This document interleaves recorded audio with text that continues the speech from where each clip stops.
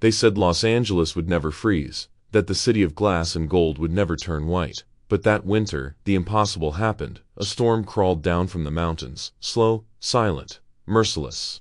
By dawn, the skyline was gone. The palm trees bowed under the weight of snow. Freeways became graveyards of abandoned cars, and the hum of the city, that restless, electric heartbeat, was replaced by a sound no one in A had ever truly heard before: silence, the kind that doesn't just fill the air, it fills your bones. News anchors tried to sound calm as they read from trembling cue cards. The strongest blizzard in 50 years. All major routes closed.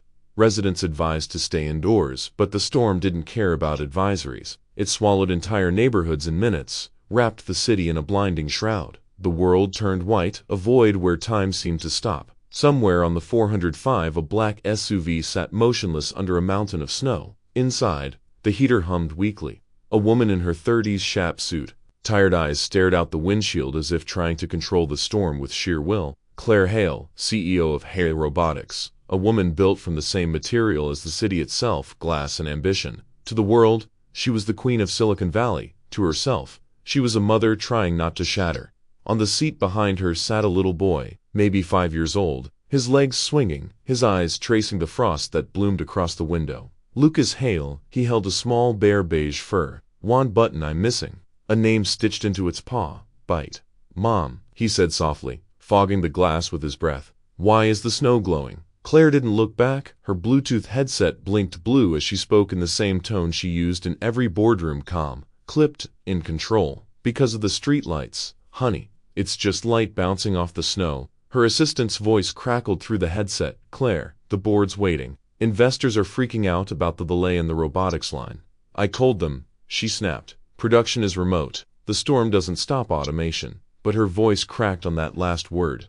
Automation. Because there was something she still couldn't automate: sleep, love, guilt. Lucas hugged Bite tighter and whispered to himself, I think the snow sounds sad. The SUV idled in an endless line of trapped cars. Red taillights flickered weakly through the storm, fading into a white blur. Claire glanced at the dashboard clock.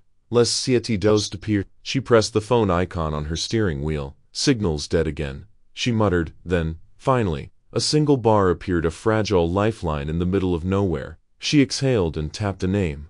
Dr. Annika Ray, Neurorobotics Division. Annika, thank God. The core cut. Static. Then a voice came through, fractured by the storm. Claire, systems are unstable, prototype malfunctioning. You need to the line. Died Annika. Annika, nothing. Claire stared at the screen. The call icon blinked red, then disappeared. She sighed, rubbed her temples, and muttered, unbelievable. She looked outside. The world had vanished, only white, swirling endlessly, pressing against the windows like a living thing. In the back seat, Lucas had been quietly watching a tiny drone on his tablet. A small quadcopter, his mom's company, designed for smart surveillance. It hovered, buzzed, dipped like a metal hummingbird. Then the tablet glitched. The live feed froze. Then shifted. The drone's camera showed snow, wind, darkness, then nothing. Signal lost. Mom, Lucas said, holding up the screen. Bite 2 flew away. Lucas, not now. Mummy's working. He looked at the door, at the storm, and whispered, I can find it. Claire's phone buzzed again. Another call, this time from her CFO. Claire, listen, he said urgently. The servers are down. We need your approval to reroute to backup to fine, she said, unbuckling her seatbelt. Give me 1 second. She opened the door just a crack. Wind screamed in, slashing cold across her face. Stay inside, Lucas. I'll be right back. She stepped out, one hand shielding her headset from the snow, her hair whipping violently in the wind. Behind her, the driver cursed under his breath, trying to keep the engine from stalling. The city was unrecognizable, just outlines of skyscrapers swallowed by white. Inside the car, Lucas pressed his nose against the window. Through the blur he saw something, a small, blinking light drifting away in the snow. Red, then blue. His drone. Bite 2, he whispered. He opened the door. The wind howled. The cold bit his cheeks instantly, but the blinking light called to him like a friend. He took 1 step, then another. His little boots sank deep into the snow. The world outside felt quiet, magical, like he'd stepped into a dream where everything was soft and slow. Claire ended the call. Frustrated, she turned. The driver was still in his seat, face tense. But something was wrong. The back door was open. Lucas, she ran. Lucas. The wind swallowed her voice instantly. Snow whipped across her face as she stumbled forward, searching for small footprints, for movement, for anything. Lucas, she saw only white, endless, suffocating white. She screamed his name again and again, her voice cracking into the wind. Nothing answered except the storm itself. Her hands shook, her breath came out in bursts of vapor. The snow blinded her, flakes so dense they blurred reality. Then, faintly, she heard a sound like laughter, far away, a child's voice. "Lucas, stay where you are. Mummy's coming." She followed the sound, slipping, falling, getting up again. Her heels broke, her fingers wet numb. Still, she pushed forward, but the laughter faded. Only the wind remained. By the time the police arrived, the road was buried, her car half submerged. The mother, shivering, hysterical, unable to speak. No one could follow the footprints. The storm erased them within minutes. All that remained was a single toy bear, lying in the snow beside the open door, one button eye staring up at the sky. By morning the storm had broken. The sun rose over a city turned to glass. Frozen fountains glittered like diamonds. The highways were lined with snow-covered vehicles, each one a tomb of interrupted stories. Helicopters circled overhead, cameras capturing the surreal beauty of destruction, and somewhere in the white expanse, a voiceover played on every local channel. Authorities continued to search for 5-year-old Lucas Hale, missing since last night's blizzard. His mother, Claire Hale, is cooperating with investigators. The clip repeated on loop, until it no longer felt like news, it felt like a haunting. And under that white sky, for the first time in her life, Claire Hale realized all the machines she'd built couldn't save her from the one thing she'd been trying to outsmart her whole life lost. They said Los Angeles would never freeze, but when it did, it didn't just freeze the city. It froze a moment in time, a heartbeat that would echo for years. Somewhere beneath the snow, a secret was buried, and when it thawed, nothing would ever be the same again. They say when a storm ends, silence becomes its own kind of sound. But for some, the storm never really stops. On the outskirts of the frozen city, beneath a cracked concrete bridge, a man and his dog sat by a flickering fire. His name was Elias Ward, 42, a former U.S. Army canine handler who once served in Afghanistan. He'd come home with more scars than he showed. Now, his days were quiet, too quiet, and his nights were long. People passed him sometimes on the highway shoulder. A few recognized the military patches on his jacket. Most didn't. He wasn't homeless by circumstance. He chose the bridge because it was quiet, because no one there asked questions. The city had grown too loud, too bright, too full of ghosts. The bridge was simple as steel, wind, river, and Echo, the German shepherd who never left his side. Echo had been there through it all, the missions, the gunfire, the night the desert sky burned red. Now, he was all that remained of the life Elias tried to forget. Every evening Elias built a small fire by the riverbank. He fixed broken radios for truckers, tuned old generators for passing strangers, and sometimes earned enough for a can of beans or a bottle of whiskey. But most nights, it was just him, the dog, and the sound of the wind moving through the bridge. When he slept, it wasn't rest. It was war replayed behind closed eyes, the hum of a chopper, the heat of an explosion, and that one name he couldn't let go of, Reyes, the friend he couldn't save. He'd wake up gasping, heart hammering, hands gripping the dirt as if trying to hold on to something that wasn't there anymore. And every time, Echo would press his muzzle against Elias's hand, steady, grounding, alive. Sometimes Elias thought Echo was the only reason he hadn't disappeared completely, because a man can live without peace, but not without purpose. And Echo had become his purpose. That night, the snow returned thicker than before. It came down in slow, heavy waves, coating everything in a pale glow. The fire burned low, throwing orange light across Elias's face.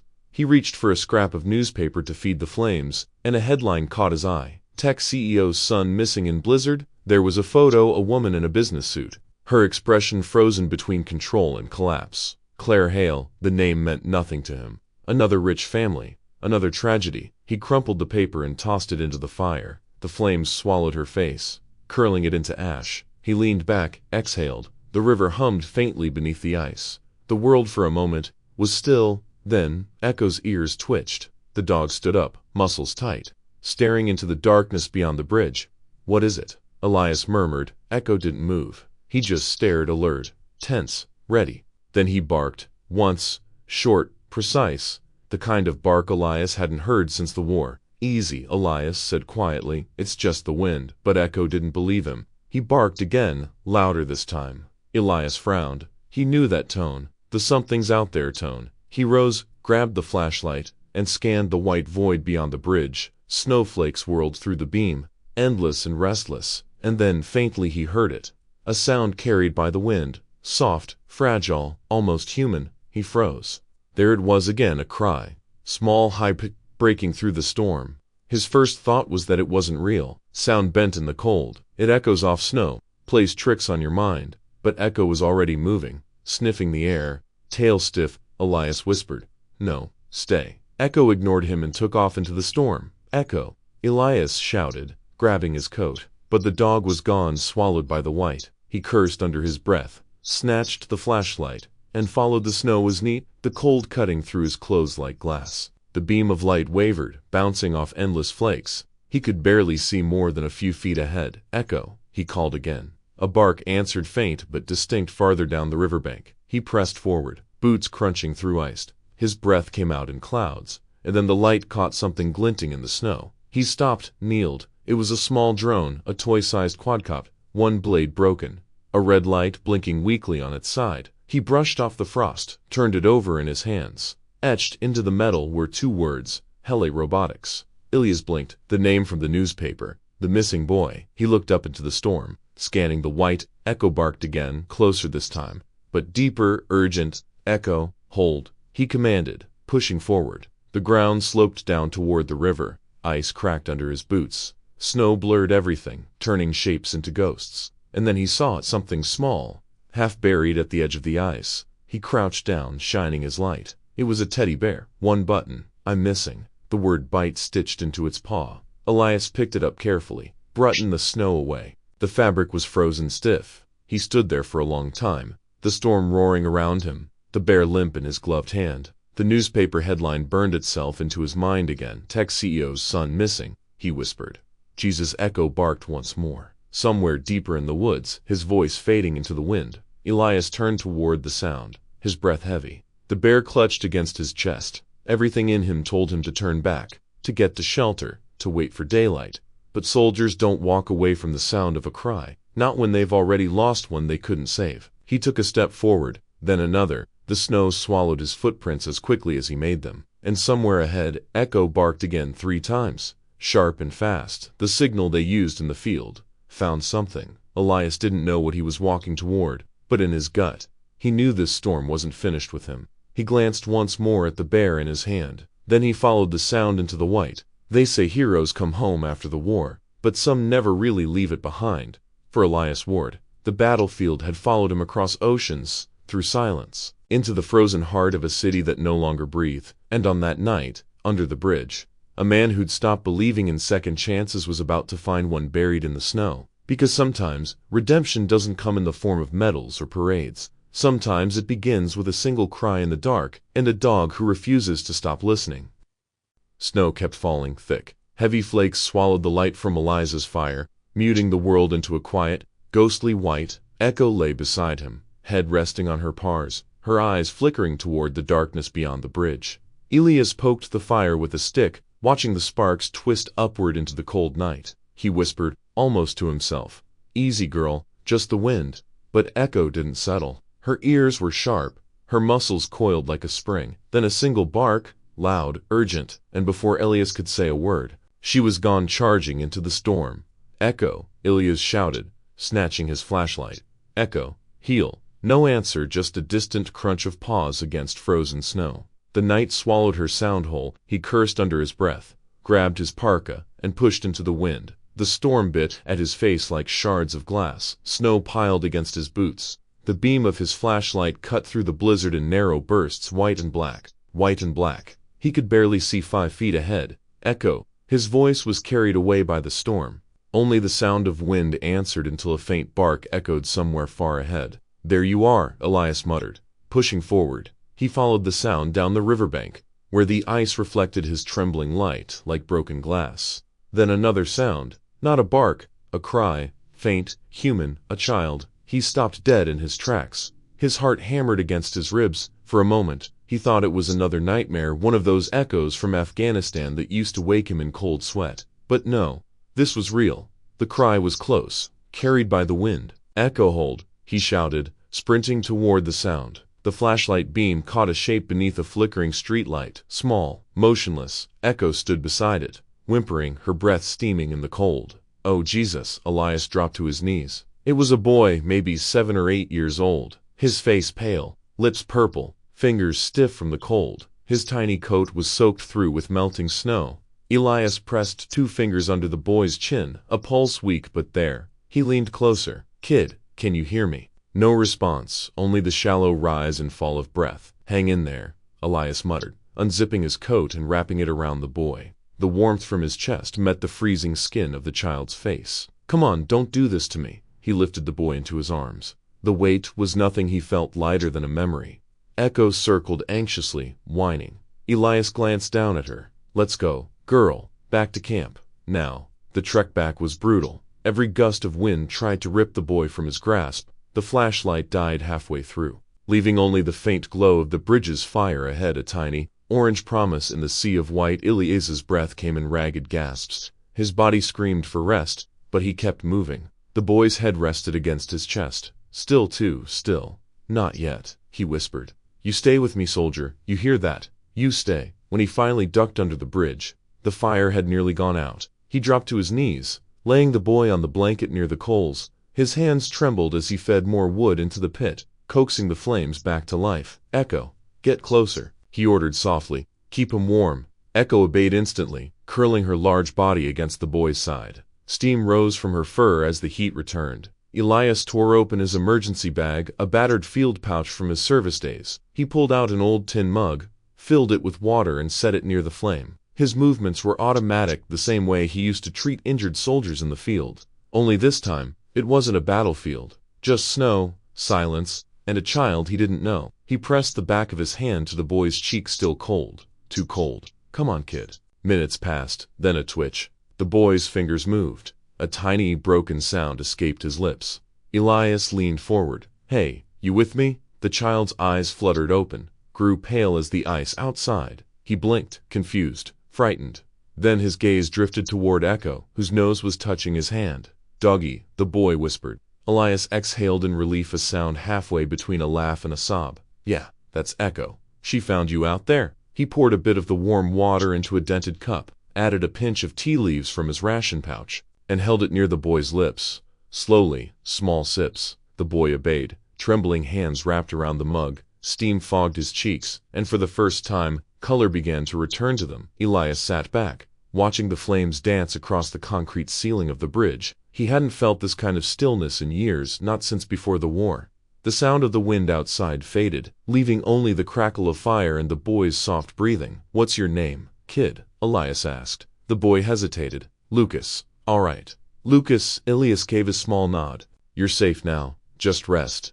Lucas looked around at the old army sleeping bag, the small pile of tools, the flickering shadows. His voice was hoarse. Where am I?" "Under a bridge," Elias said plainly. "Not as bad as it sounds." Lucas frowned slightly. "Where's my mom?" Elias hesitated. The question hit him harder than the wind had. "I don't know," he said carefully. "We'll figure that out when the storm stops." The boy nodded weakly, his eyes already drooping from exhaustion. Echo stayed pressed against him, her head resting on his chest. Elias added another log to the fire, then sat back, arms wrapped around his knees. He stared into the flames, but what he saw wasn't the fire. It was the desert, the flash of explosions, the sound of a radio screaming for medevac, a soldier bleeding out in his arms, whispering the same words over and over. "Don't let me die alone." Elias shut his eyes tight. The memory hit like shrapnel. He reached for his thermos and took a deep sip, letting the heat burn the ghosts back down. When he opened his eyes again, he saw Lucas breathing steadily, safe. And for the first time in a long while, that old whisper in his mind, the one that said you don't deserve peace, went quiet. Hours passed. The storm eased. The fire settled into a steady glow. Elias checked on Lucas every few minutes, covering him with another blanket, rubbing his hands to keep the circulation going. "Strong kid," he muttered. "You must have walked a long way." Echo looked up at him, tail thumping softly against the ground. He smiled faintly. Yeah, you get the credit." Gurley leaned back against the bridge pillar, exhaustion finally catching up with him. Outside, dawn began to touch the horizon, pale and cold, but alive. For the first time in years, Elias Ward didn't feel completely alone. The storm had passed, By morning, the snow had softened into silence. Only the faint strip of melting ice echoed from the bridge above. Elias sat by the fire, watching the boy sleep small, wrapped in an old military blanket, with Echo curled protectively beside him. He hadn't meant for this to happen. He'd planned to stay invisible, just another shadow beneath the bridge. But now, there was a child breathing softly in his world of concrete and ghosts. Elias sighed, rubbing the sleep from his eyes. "Guess we're not alone anymore, girl," he murmured. Echo lifted her head, ears twitching, as if to agree. When Lucas finally woke, his first words were a whisper. "Is it still snowing?" Elias nodded toward the riverbank. "Not anymore. Looks like the storm gave up." The boy sat up slowly, his cheeks pink again, his eyes scanning the dim shelter beneath the bridge. His gaze caught on something, a small, metal badge resting near Elias's backpack. He reached for it. Elias froze for a second, then smiled faintly. "Careful, that's not a toy." Lucas turned the badge in his hands. It was scratched and dulled by time, the emblem of the U.S. Army K-9 unit. His small fingers traced the engraved letters. "Were you a soldier?" Elias's answer came quiet, almost reluctant. "Yeah, once." Lucas tilted his head. "What about now?" Elias took the badge gently from his hand, staring at the worn metal. "Now," he gave a tired smile, "now I just watch over this bridge. Keeps me busy." The boy looked around at the fire, the old gear, the folded top. "You live here?" Elias shrugged. "For now, me and Echo, we like the quiet." Lucas frowned slightly. "Mom says, brave people help others, not just stay quiet." The words hit deeper than Elias expected. For a moment, he couldn't find a reply. The fire cracked softly, filling the silence. He looked away. "Your mom sounds like a smart woman."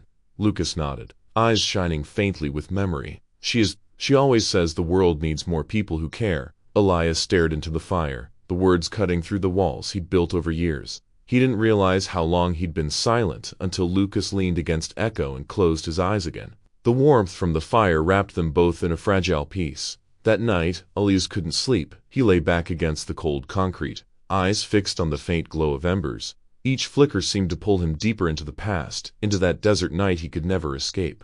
Afghanistan, 2012. The sandstorm had swallowed everything: vision, sound, sense of time. Gunfire cracked through the dust. He remembered Cole's voice through the radio.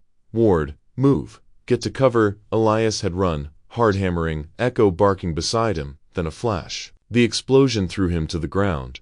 The world turned to ringing and fire. When he came to, Cole was there bleeding, his uniform torn, eyes fading fast. Elias tried to lift him, but Cole grabbed his arm with a strength that shouldn't have been possible. "You're gonna make it," Cole rasped. "You hear me? You're the one who gets to go home." Elias had shouted, begged, but Cole only smiled a strange, peaceful smile. "You deserve to live, Eli. Don't waste it." Then the grip went limp, and the desert went silent. Elias blinked back to the present, the soft crackle of the fire replacing the roar of war. His chest ached. His hands trembled slightly as he reached for his thermos. He whispered to the empty air, "You were wrong, Cole. I didn't deserve it." Echo stirred beside him, sensing his unease. She nudged his hand with her nose, tail brushing lightly against his arm. He smiled weakly.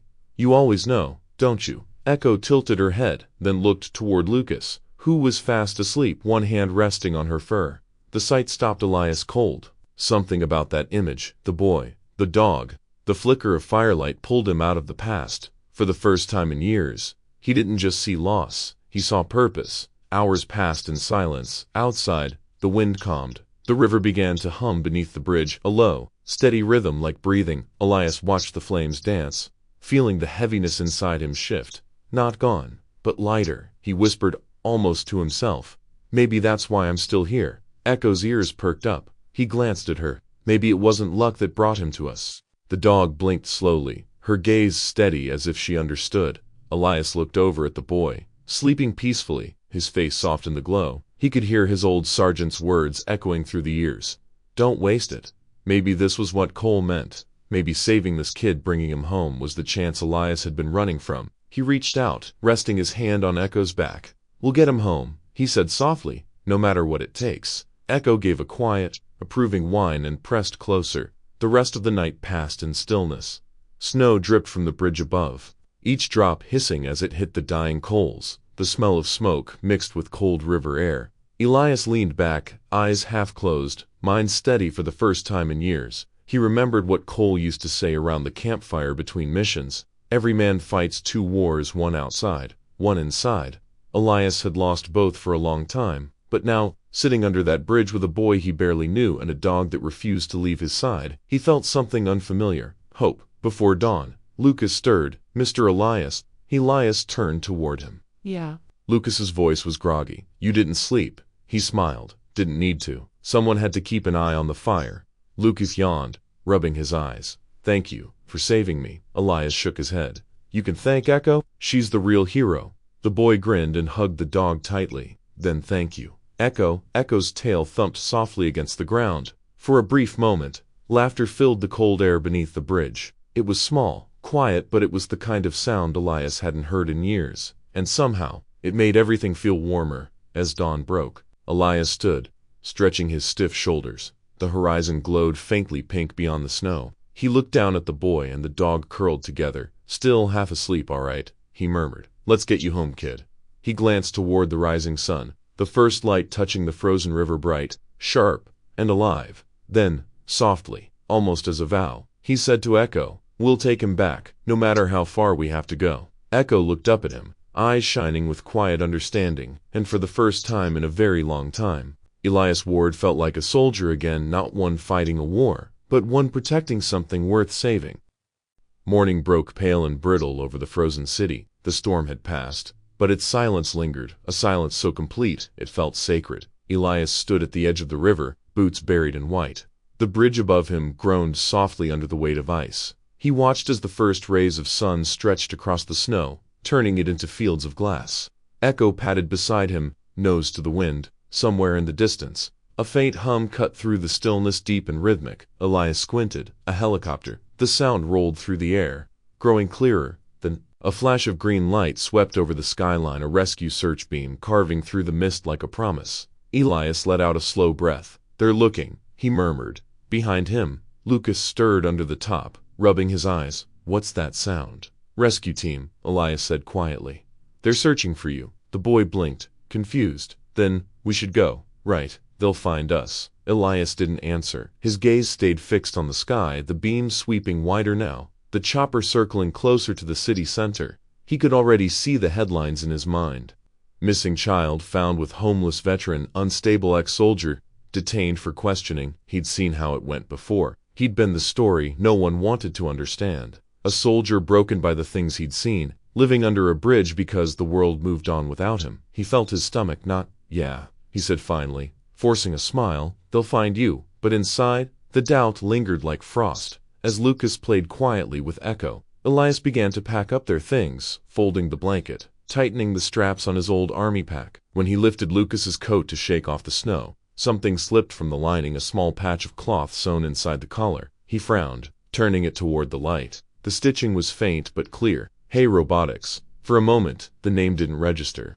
Then memory hit a face he'd seen countless times on television. Claire Hale, CEO, the woman behind half the machines that built modern America. He let out a low whistle. "You've got to be kidding me." He looked back at Lucas, who was giggling as Echo nudged him with her nose. "You're her kid," he whispered. "You're Claire Hale's son." The weight of it settled heavy in his chest. This wasn't just any lost child. This was the son of one of the most powerful women in the country.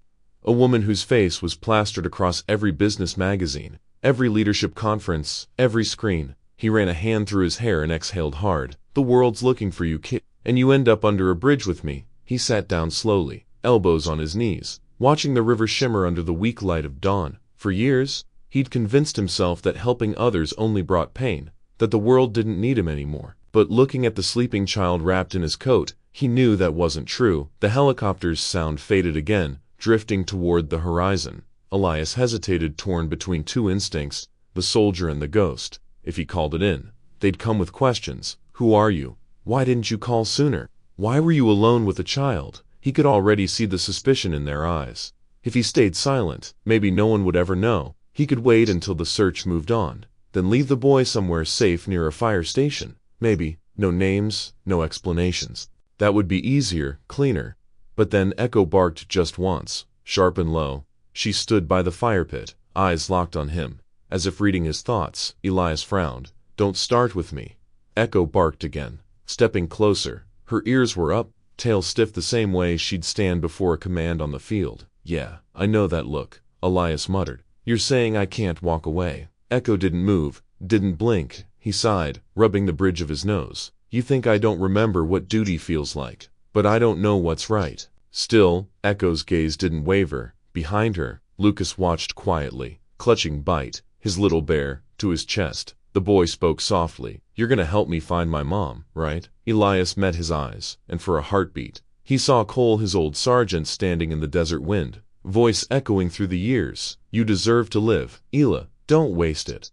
He swallowed. "God, yeah, kid. We'll find her." He pulled his old field radio from the pack, scratched, dusty, still patched with tape. It hadn't been used in months, maybe years, but it still worked. He'd kept it running out of habit. Out of memory, he twisted the knob, static filling the air. Lucas looked up. "What's that?" "Old habit," Elias said. "Let's see if anyone's still out there." The radio hissed and cracked. Voices faint beneath the noise. "Unit for reporting. Sector clear. Moving east." Another voice, broken female. "Urgent, command, we're still missing one. Lucas Hale, male, 5 years old. Last seen near the downtown corridor before the storm hit. Any visual confirmation?" Elias rose. He stared at the radio, then at the boy. Lucas's eyes were wide, filled with hope. "That's me." Elias's throat tightened. He turned the dial again, clearing the signal. "Copy. Command. This is—" He hesitated, glancing at Echo. The dog gave a quiet whine, as if to say, "Do it." He took a breath. "This is Elias Ward, former U.S. Army K-9 unit. I've found the boy, Lucas Hale." "Repeat." "I've got Lucas Hale with me." Static swallowed the silence. "Then say again." "Identify location." Elias looked out toward the frozen river. At the cracked pillars of the bridge were near Riverbend Bridge. "Shelter under the east side." A pause. Then the voice came back, sharp and alive. "Copy that. Rescue units are inbound. Stay where you are." He lowered the radio slowly, letting the words settle in the cold air. Lucas smiled, eyes shining. "They're coming." Elias nodded. "Yeah, they're coming." The boy hugged Echo, whispering something into a fur that Elias couldn't quite hear. Minutes passed like hours. Elias kept the fire alive, watching the faint horizon grow brighter. The sound of rotors returned closer now, louder. The wind from the blades whipped snow across the river, sending a halo of frost into the air. He shielded his eyes, squinting as the helicopter descended beyond the bridge. The floodlight cut through the white, sweeping over them bright and blinding. Echo barked once, tail wagging. Lucas laughed and waved both arms. For the first time in years, Elias felt something unshakable bloom in his chest. Not pride, not relief, but a quiet sense of redemption. He looked down at Echo. "Guess we did our part." The dog leaned against him, her fur warm even in the freezing air. Elias let out a long breath as the helicopter doors opened and the rescue team approached, their voices muffled through masks. He stood still, hands raised, slightly not in fear, but in understanding. He'd done what he came here to do. The child was safe. As they lifted Lucas into the chopper, the boy turned and called out through the roar. "Elias, you're coming too, right?" Elias smiled faintly, shaking his head. "Not this time, kid. You've got a world waiting for you." Lucas's voice trembled. "But what about you?" Elias looked toward the horizon, the sun breaking fully now, turning the ice into rivers of light. "I'll be fine. Just gotta watch over this bridge a little longer." The boy pressed his hand against the window as the helicopter rose. Echo barked once, chasing the sound into the wind. And when the light finally faded and the chopper disappeared beyond the skyline, Elias stood alone on the frozen bank, the dawn reflecting in his eyes. For the first time in a long time, he wasn't running from the past. He was walking toward it, steady, unafraid, and alive. The bridge was no longer silent. For hours, it had been just Elias, Echo, and the fading light of a storm that refused to die. Now, the stillness was broken by the wail of sirens and the crunch of tires rolling over the ice-packed road. Blue and red lights sliced through the dawn haze. Elias stepped out from beneath the bridge, blinking against the glare. Echo pressed close to his leg, hackles rising as the air filled with voices, police, paramedics, reporters, and people shouting orders that echoed against the steel beams. A black SUV screeched to a halt at the front of the convoy. The door flew open. A woman stumbled out. Claire Hale, the name Elias had seen embroidered on the tag of a child's coat, wasn't the polished face from television now. Her immaculate hair was wind-torn. Her heels sank into the snow, and her breath caught in sharp, uneven gasps. For a moment, she just stood there, scanning the shadows under the bridge like someone searching for a ghost. And then she saw him, a rugged man in a tattered military jacket, kneeling by the fire's dying glow. In his arms lay a boy wrapped in blankets. The faint rise and fall of his chest steady now. Beside them, a German shepherd lifted its head, eyes reflecting the flashing lights. Claire's voice cracked. Lucas, the boy stirred. Mummy. He blinked through sleep and smoke, then sat up weakly. His small hand reached toward her then. Suddenly, he pointed behind him. Mummy, he saved me. He's brave. The words cut through the air, fragile yet undeniable. Claire froze, tears slipping down her face as she dropped to her knees. She pulled Lucas into her arms, clutching him as if she could anchor the world with her grip. For a long moment, the only sounds were her sobs and the soft thud of Echo's tail against the ground. When she finally looked up, her eyes found Elias. There was something raw there, gratitude, disbelief, and a strange, silent apology. She opened her mouth, but the words refused to come. Elias just nodded. He's all right now. His voice was hoarse, almost distant. Claire swallowed hard. You found him out here? Elias shrugged, glancing toward Echo. We heard him crying in the storm. The dog led me to him. Behind her, the paramedics were already preparing a stretcher. But Lucas shook his head fiercely. I don't want to go without Echo. Elias smiled faintly. He'll be fine, kid. You're going home. But Claire, still holding her son, turned to the officers who had approached. Wait.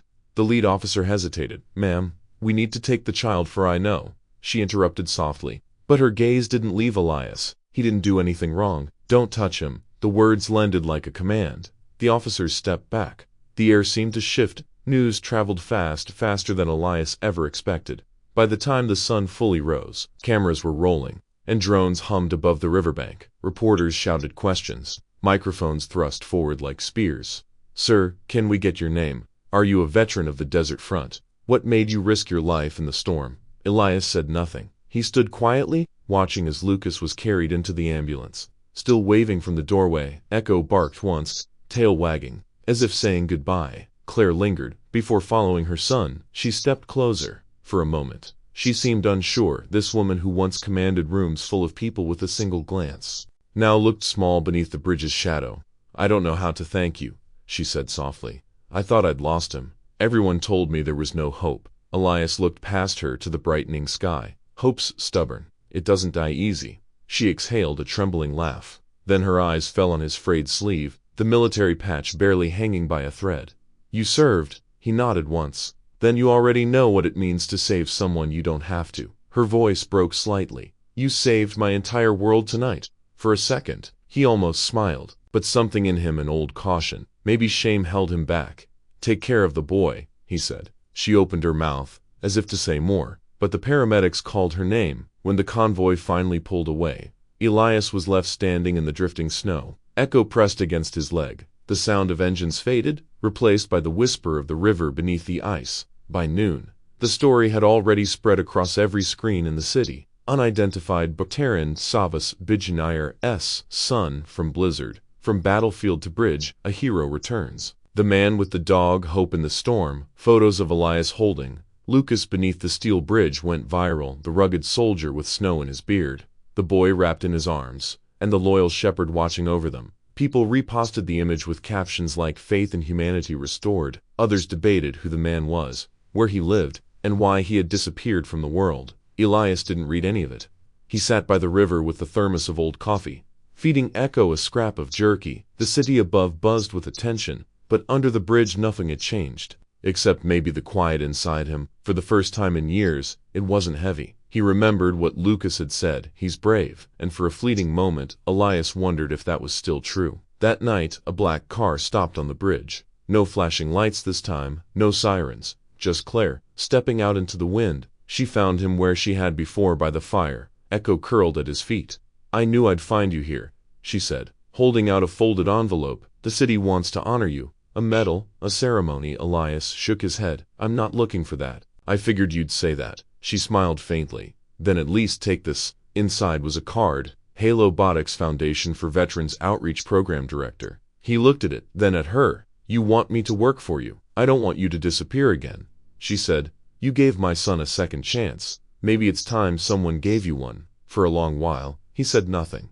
The wind carried the smell of the thawing river, and the sky was painted with the first real colors of spring. Echo nudged his leg, tail wagging once. Elias exhaled, slow and thoughtful. Maybe, he said finally. We'll see. When Claire left, the bridge grew quiet again, but this time, the silence wasn't empty. Elias looked toward the horizon where the sun had risen over the ice worm, golden, alive. He reached down and scratched Echo's ear. Come on, partner, he murmured. Let's go home. And together, man and dog walked out from under the bridge, leaving only the fading embers of a fire and the memory of a night when a storm brought two worlds together.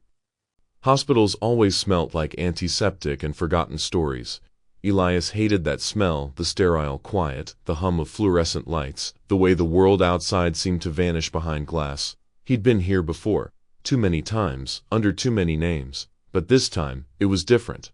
This time, he wasn't the one being dragged off the battlefield. He walked in on his own 2 feet, a boy's life warm and safe in his arms. Echo sat obediently beside the hospital bed, a white bandage around his foreleg where the ice had bitten deep. Nurses had tried to move him once. They didn't try again. When Claire Hale appeared in the doorway, the hallway fell silent. She wasn't the woman from television now, no cameras, no security detail, just a mother, holding a bouquet of white lilies that trembled slightly in her hands. Elias looked up, half smiling. You didn't have to come. I did, she said softly. I owed you that much. She placed the flowers on the table, then stood awkwardly, searching for words. For a moment, the only sound was the rhythmic beep of the heart monitor beside him. Finally, she asked, How are you feeling? He gave a small shrug. Better than I should be. Guess I still know how to survive. And your friend gaze drifted toward Echo. Elias looked down at the dog, whose eyes blinked slowly. Content. He's tougher than me. Always has been. Claire smiled faintly, then drew a breath as if preparing for something heavier. I came to ask you something. Elias leaned back, the corners of his mouth lifting in quiet amusement. Let me guess what I want in return? Her eyes softened. Something like that. He chuckled, low and dry. You're not the first person to ask. But I'm not much for rewards. She folded her hands, waiting. Elias looked out the window, where the late morning light spread over the snow-capped rooftops. If you really want to do something for me, he said at last, get a new collar for Echo. He tore up the old one, pulling your kid out of that storm. Claire blinked for a second, unsure if he was joking. Then she saw the sincerity in his face, and something in her chest cracked open. That's all you want? He nodded. He earned it more than I did. When she returned later that day, she wasn't holding flowers. She carried a small box wrapped in brown paper, setting it down. She didn't speak at first. She just stood there, watching him sip lukewarm coffee and scratch Echo's ear. Then, in a quieter tone, she said, I've been thinking about what you said about surviving. He looked up. You've saved lives before, she continued. You saved mine.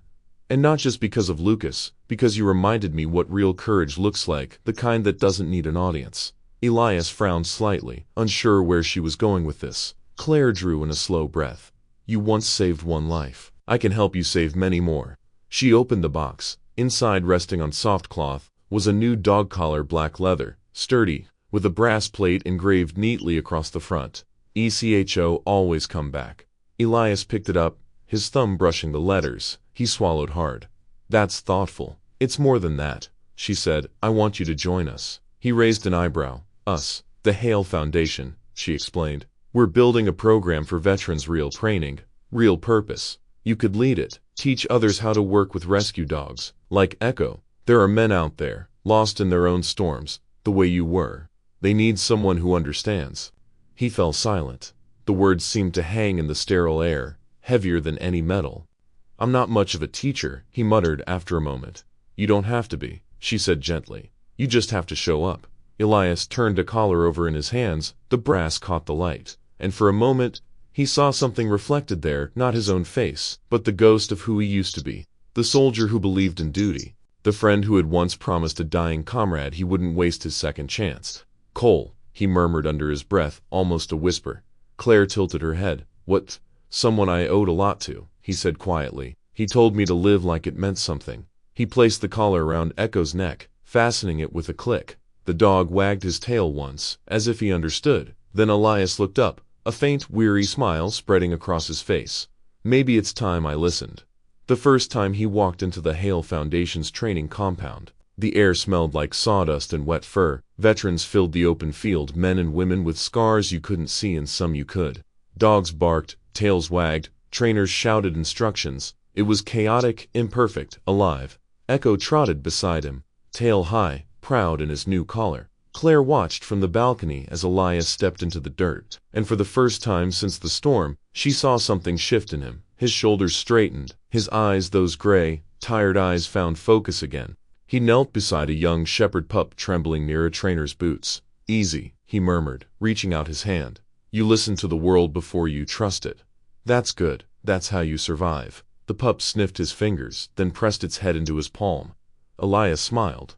"That's it, partner, one step at a time." Claire turned away, blinking back tears. Weeks later, the story that had once been headline news became something softer, a rumor, a memory, a legend. People forgot the hashtags, the photographs, the frenzy, but under the bridge where it all began, there was now a small plaque, laced quietly by an anonymous hand. It read, "In the storm, some find shelter, others become it," and in the training fields miles away, Elias stood beneath the afternoon sun, watching a group of veterans work with their dogs. He called out instructions, his voice carrying across the yard.